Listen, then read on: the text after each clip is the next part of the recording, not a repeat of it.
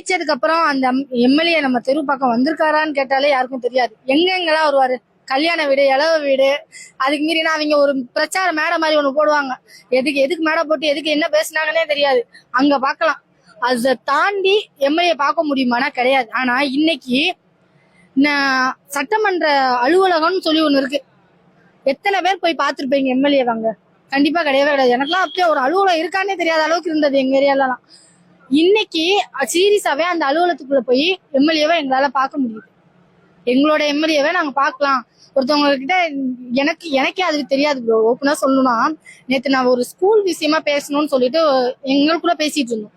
அப்போ ஒருத்தர் சொன்னாரு, நீங்க ஏன் அவ்வளவு கஷ்டப்படுறீங்க, எம்எல்ஏ அலுவலகம் டெய்லி வராரு, சட்டமன்ற அலுவலகத்துக்கு டெய்லி வராரு, நீங்க நேர்ல போய் பேசுங்க, ஒரு எஜுகேஷன் விஷயம் தானே, கண்டிப்பா ஹெல்ப் பண்ணுவாரு. உங்களுக்கு புரியுதுங்களா? இது வந்து அடிப்படை மக்கள் சொல்றாங்க.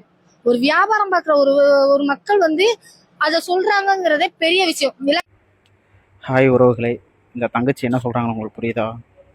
என்ன சொல்கிறாங்கன்னா, இதுக்கு முன்னாடி உள்ள ஆட்சியில் யார் அந்த தொகுதி எம்எல்ஏ, யார் அமைச்சர் அப்படின்லாம் தெரியாது. அவங்கெல்லாம் வந்து கல்யாணம், காது குத்து, இந்த பெரிய பெரிய ஃபங்க்ஷனுக்கு மட்டும்தான் வந்துட்டு போவாங்க. ஆனால் இப்போ அவங்கள போய் நம்ம நேராகவே அந்த சட்டமன்ற அந்த அலுவலகத்தில் பார்க்க முடியுது அப்படின்ற அழகான ஒரு விஷயத்த சொல்லியிருக்காங்க. இதுதான் ஆட்சி மாற்றம், இதுதான் மக்களுக்கான ஆட்சி.